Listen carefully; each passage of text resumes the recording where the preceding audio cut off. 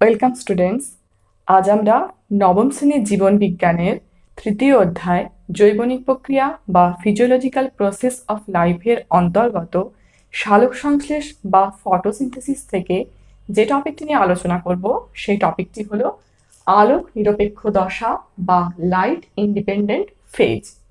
আমরা গত পর্বে এই চ্যাপ্টার থেকে যে টপিকটি নিয়ে আলোচনা করেছিলাম সেটি ছিল সালোক সংশ্লেষের আলোক দশা বা লাইট ফেজ, যার লিঙ্কটি নিচে ডেসক্রিপশন বক্সে এবং ওপরের আই বাটনে দেওয়া আছে। আজকের পর্বে তাহলে আমাদের আলোচ্য বিষয় কি? আলোচ্য বিষয়টি হলো আলোক নিরপেক্ষ দশা বা লাইট ইন্ডিপেন্ডেন্ট ফেজ। এই পর্বে আমরা এই আলোক নিরপেক্ষ দশা বা লাইট ইন্ডিপেন্ডেন্ট ফেজ থেকে যে যে বিষয়গুলি সম্পর্কে জানবো সেগুলি হলো আলোক নিরপেক্ষ দশা কাকে বলে, এই আলোক নিরপেক্ষ দশাকে কেন অন্ধকার দশা বলা হয়, কার্বন বিক্রিয়া কি, ব্ল্যাকম্যান বিক্রিয়া কি, এই আলোক নিরপেক্ষ দশা বা লাইট ইন্ডিপেন্ডেন্ট ফেজ কোথায় সংঘটিত হয়, এর উপাদানগুলি কি কি, কি পদ্ধতিতে সম্পাদিত হয় এবং অন্তিম পদার্থ অর্থাৎ আলোক নিরপেক্ষ দশার শেষে কি উৎপন্ন হয়। তার সঙ্গে মূল যে বিষয়টি জানবো সেটি হলো এই আলোক নিরপেক্ষ দশার বৈশিষ্ট্যটি কি। এগুলি আমাদের আজকের পর্বে আলোচনা। তাহলে আজকে প্রথমেই জানবো আলোক নিরপেক্ষ দশা কাকে বলে। আলোক নিরপেক্ষ এই কথাটির মধ্যে কিন্তু আমরা লক্ষ্য করছি যে এখানে আলোর প্রয়োজন হচ্ছে না, কিন্তু প্রত্যক্ষভাবে আলো না লাগলেও আলোক দশা বা লাইট ফেজে যে পদার্থগুলি উৎপন্ন হয়েছিল সেই উৎপন্ন পদার্থের উপর কিন্তু এই দশার বিক্রিয়াগুলি নির্ভর করে, তাই একে বলা হয় আলোক নিরপেক্ষ দশা বা লাইট ইন্ডিপেন্ডেন্ট ফেজ। পূর্বে এই দশাকে অন্ধকার দশা বা ডার্ক ফেজও বলা হতো। কেন বলা হতো বুঝতেই পারছি, কারণ এই দশায় আলোর প্রয়োজন হয় না। এরপর জানবো এই আলোক নিরপেক্ষ দশা বা লাইট ইন্ডিপেন্ডেন্ট ফেজকে কেন কার্বন বিক্রিয়া বলা হয়। এটি কিন্তু একটি অতি গুরুত্বপূর্ণ পয়েন্ট, খুব ভালোভাবে এটি মনে রাখতে হবে। কেন কার্বন বিক্রিয়া বলা হয় না, কার্বন ডাইঅক্সাইডের কার্বন পরমাণু এই আলোক নিরপেক্ষ দশায় বা লাইট ইন্ডিপেন্ডেন্ট ফেজে কি হয়, জৈব যৌগের মধ্যে আবদ্ধ হয়। জৈব যৌগের মধ্যে আবদ্ধ হয়ে সে কি তৈরি করে সেটা একটু পরেই জানছি। তার আগে বলি তাহলে কার্বন বিক্রিয়া কেন বলছি না, এই দশাতে কার্বন ডাইঅক্সাইডের কার্বন পরমাণুটি জৈব যৌগের মধ্যে আবদ্ধ হচ্ছে, তাই একে বলা হচ্ছে কার্বন বিক্রিয়া। পরেরটি কি আছে? পরেরটি হচ্ছে ব্ল্যাকম্যান বিক্রিয়া। ব্ল্যাকম্যান কথাটি কোথা থেকে এসেছে? বিজ্ঞানী ব্ল্যাকম্যান 1905 খ্রিস্টাব্দে প্রথম এই আলোক নিরপেক্ষ দশা বা লাইট ইন্ডিপেন্ডেন্ট ফেজের বিভিন্ন বিক্রিয়াগুলি লক্ষ্য করেন। তার নাম অনুসারে এই আলোক নিরপেক্ষ দশা বা লাইট ইন্ডিপেন্ডেন্ট ফেজকে বলা হয় ব্ল্যাকম্যান বিক্রিয়া বা ব্ল্যাকম্যান রিয়াকশন। তাহলে আমরা বুঝতেই পারলাম এই আলোক নিরপেক্ষ দশা বা লাইট ইন্ডিপেন্ডেন্ট ফেজের আরো চারটি কিন্তু নাম আছে। নামগুলি কি কি আমি আরেকবার রিপিট করছি। একটি হলো আলোক নিরপেক্ষ দশা বা লাইট ইন্ডিপেন্ডেন্ট ফেজ, প্রথমেই বলছি। তারপর অন্ধকার দশা বা ডার্ক ফেজ, এটিকে আবার অন্ধকার বিক্রিয়া বা ডার্ক রিয়াকশনও বলা হয়। তারপর কার্বন বিক্রিয়া বা কার্বন রিয়াকশন, এবং লাস্টে হলো ব্ল্যাকম্যান বিক্রিয়া বা ব্ল্যাকম্যান রিয়াকশন। এখান থেকে কিন্তু প্রশ্ন আসে, যে প্রশ্নগুলি কিন্তু আমি পরে আবার আলোচনা করব। তো তাহলে আমরা এই পর্যন্ত আলোক নিরপেক্ষ দশা বা লাইট ইন্ডিপেন্ডেন্ট ফেজের বিভিন্ন যে নামগুলি আছে সেগুলি সম্পর্কে ডিটেলসে জানলাম। এরপর কি জানবো? এরপর জানবো সংগঠনের স্থান, অর্থাৎ আলোক নিরপেক্ষ দশাটি কোথায় সংগঠিত হয়। আমরা আগেই জেনেছিলাম সালোক সংশ্লেষের আলোক দশা কোথায় সম্পাদিত হয়। সালোক সংশ্লেষের আলোক দশা সম্পাদিত হয় উন্নত উদ্ভিদের পাতার মেসোফিল কলার ক্লোরোপ্লাস্টের গ্রানা অঞ্চলের থাইলাকয়েড অংশে। তাহলে এই অন্ধকার দশা বা আলোক নিরপেক্ষ দশাটি কোথায় সম্পাদিত হবে? সম্পাদিত হবে সেই উন্নত উদ্ভিদেরই পাতার মেসোফিল কলার ক্লোরোপ্লাস্টের স্ট্রোমা নামক অঞ্চলে। দেখতেই পাচ্ছি এখানে লেখা আছে ক্লোরোপ্লাস্টের স্ট্রোমাতে সংঘটিত হয় আলোক নিরপেক্ষ দশা। এরপর আমরা জানবো আলোক নিরপেক্ষ দশার উপাদানগুলি বা কম্পোনেন্টসগুলি কি কি।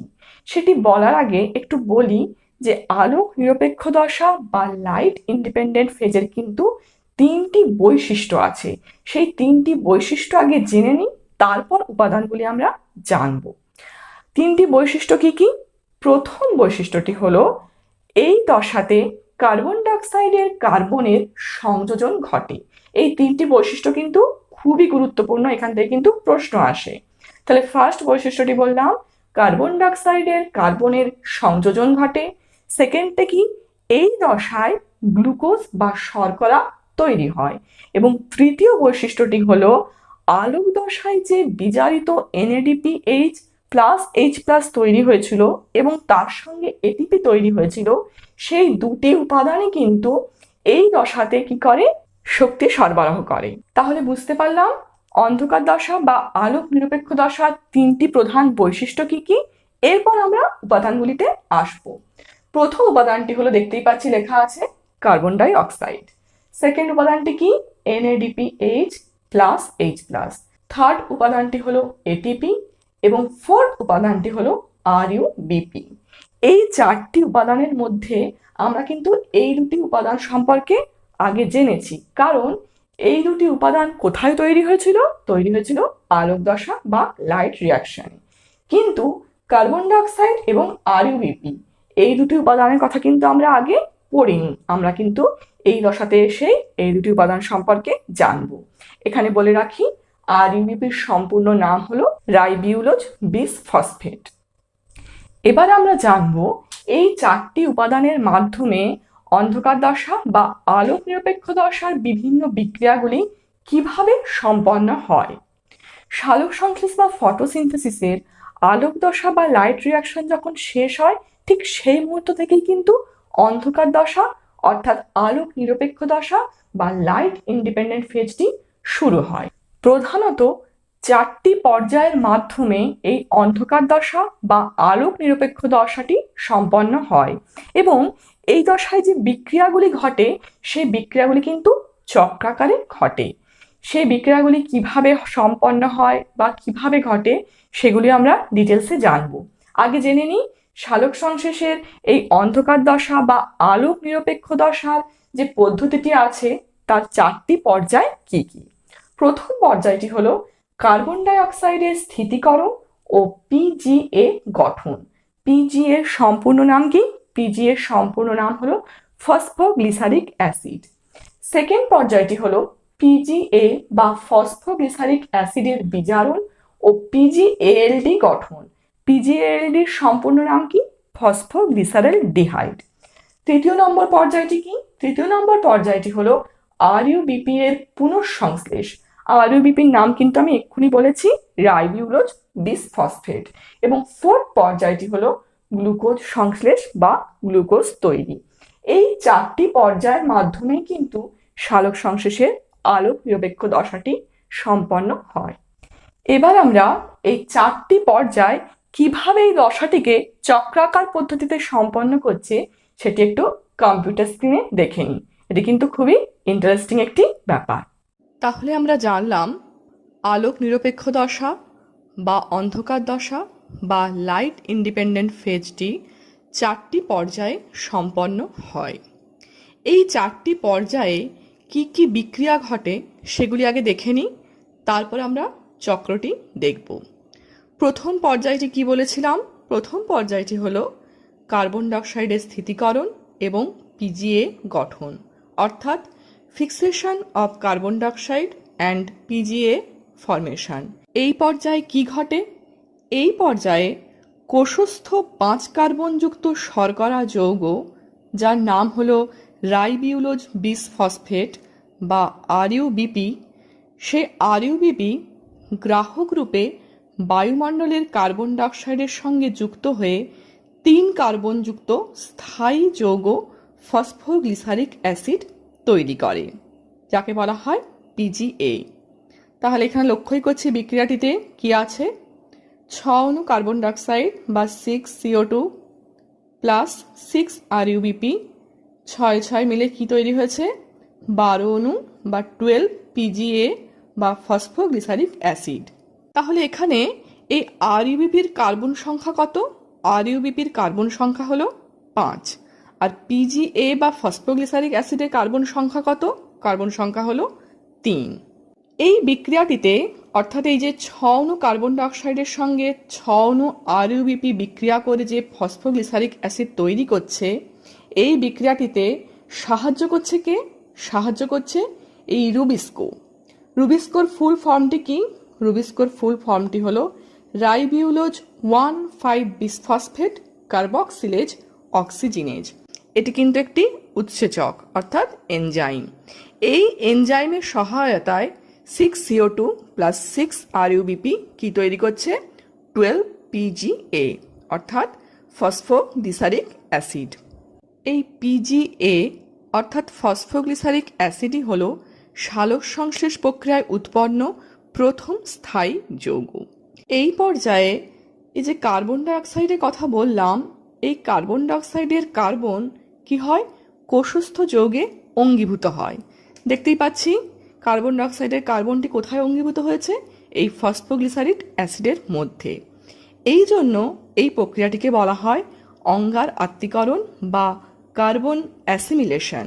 আমরা জানি কার্বনকে বলা হয় অঙ্গার। কার্বনটি কোষস্থ যৌগে অঙ্গীভূত হচ্ছে বলেই একে বলা হচ্ছে অঙ্গার আত্তীকরণ। তাহলে আলোক নিরপেক্ষ দশার ফার্স্ট যে ফেজটি বা ফার্স্ট যে পর্যায়টি, তার বিক্রিয়াটি আমরা বুঝলাম। এরপর দেখি নেক্সট স্টেপে কি হয়।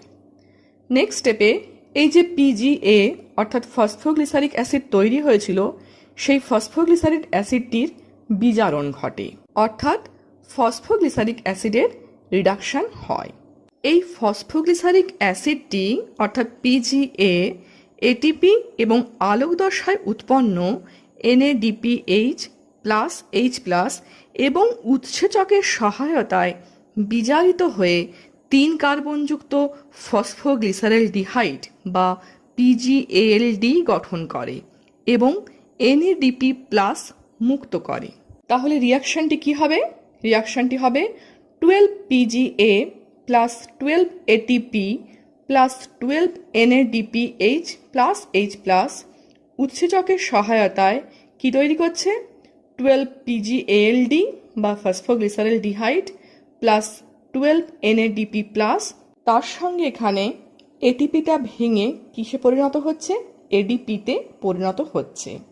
তাহলে বুঝতেই পাচ্ছি কিভাবে ফসফোগ্লিসারিক অ্যাসিডের বিজারণ হলো এবং ফসফোগ্লিসারিক অ্যাসিড বিজারণ হওয়ার ফলে কি তৈরি হলো? ফসফোগ্লিসারেলডিহাইড। দুটি মানে ফসফোগ্লিসারিক অ্যাসিড এবং ফসফোগ্লিসারেলডিহাইড দুটিই কিন্তু 3 কার্বনযুক্ত যৌগ। পরের স্টেপটি কি? পরের স্টেপটি হলো RUBP এর পুনঃসংশ্লেষ বা রিসিনথেসিস অফ RUBP।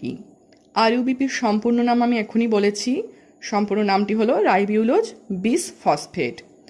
আগের স্টেপে কি তৈরি হয়েছিল?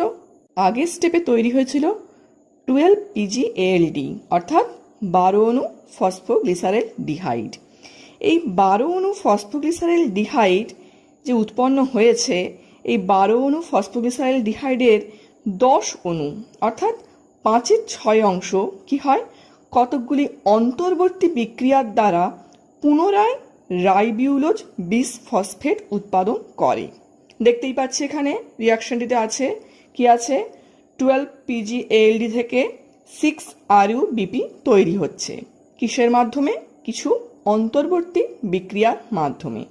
এখানে 12 PGALD অর্থাৎ 12 অণু যে PGALD কথা বলছি, PGALDর মধ্যে কটি কার্বন ছিল? 3টি কার্বন ছিল। কিন্তু সেই 12 অণু PGALD থেকে যে 6 অণু RUBP উৎপন্ন হচ্ছে, সেই RUBP বা রাইবিউলোজ বিসফসফেটের মধ্যে কার্বন সংখ্যা কত হবে? কার্বন সংখ্যা হবে 5, অর্থাৎ 5 কার্বনযুক্ত একটি যৌগ হলো RUBP। তাহলে বুঝতে পারছি কিভাবে RUBP এর পুনঃসংশ্লেষ হলো। এভাবে চক্রাকারে RUBPর যে উৎপাদনটা হলো, সেই RUBPর উৎপাদনটিকে বলা হচ্ছে কেলভিন চক্র। বিজ্ঞানী কেলভিন 1956 খ্রিস্টাব্দে প্রথম এটি পর্যবেক্ষণ করেছিলেন। এইটি কিন্তু একটি চক্রাকার পদ্ধতিতে হয়, যেই চক্রটি কিন্তু আমরা এরপরে দেখব। তাহলে দেখতেই পেলাম কিভাবে RUBP পুনঃসংশ্লেষ হলো এবং কেলভিন চক্র পুনঃ আবর্তন হলো। তাহলে 12 অণু পিজিএলডির মধ্যে 10 অণু পিজিএলডি থেকে কি তৈরি হয়ে গেছে? 6 অণু আরইউবিপি তৈরি হয়ে গেছে। এখনও কিন্তু 2 অণু পিজিএলডি বা 2 অণু ফসফোগ্লিসারলডিহাইড বাকি আছে। সেই 2 অণু ফসফোগ্লিসারলডিহাইড থেকেই তৈরি হয় সালোক সংশ্লেষের প্রধান উপজাত বস্তু গ্লুকোজ বা যেটিকে আমরা বলি শর্করা। অর্থাৎ আলোক নিরপেক্ষ দশার শেষ পর্যায়টি হবে শর্করা সংশ্লেষ বা সিনথেসিস অফ গ্লুকোজ। এখানে 2 পিজিএলডি থেকে যার কার্বন সংখ্যা ছিল 3 অণু, সেখান থেকে তৈরি হয়েছে গ্লুকোজ যার কার্বন সংখ্যা কিন্তু 6 অণু, কারণ আমরা জানি গ্লুকোজের সংকেত কি? C6H12O6। তাহলে আলোক নিরপেক্ষ দশার যে 4টি পর্যায়, সেই 4টি পর্যায়ে কি কি বিক্রিয়া সম্পন্ন হচ্ছে সেটি আমরা জানলাম। এরপর আমরা কেলভিন চক্রটি, অর্থাৎ এই 4টি পর্যায় প্রথমেই বলেছি কিভাবে সম্পন্ন হয়, চক্রাকার পদ্ধতিতে সম্পন্ন হয়। সেই চক্রাকার পদ্ধতিটি একটু রেখচিত্রের মাধ্যমে দেখে নিই। এটি হলো সেই কেলভিন চক্র বা কেলভিন সাইকেল। বিজ্ঞানী কেলভিনের নাম অনুসারেই এই চক্রটির নাম হয়েছে কেলভিন চক্র বা কেলভিন সাইকেল। দেখতে পাচ্ছি 1 নম্বর, 2 নম্বর, 3 নম্বর, 4 নম্বর দিয়ে সব ডিনোট করা আছে। প্রথমেই দেখতে পাচ্ছি 6 অণু আরইউবিপি বা রাইবিউলোজ বিসফসফেট, যার কার্বন সংখ্যা কত? 5। সেই 6 অণু আরইউবিপি 6 অণু কার্বন ডাইঅক্সাইডের সঙ্গে রিয়াকশন করে কি তৈরি করেছে?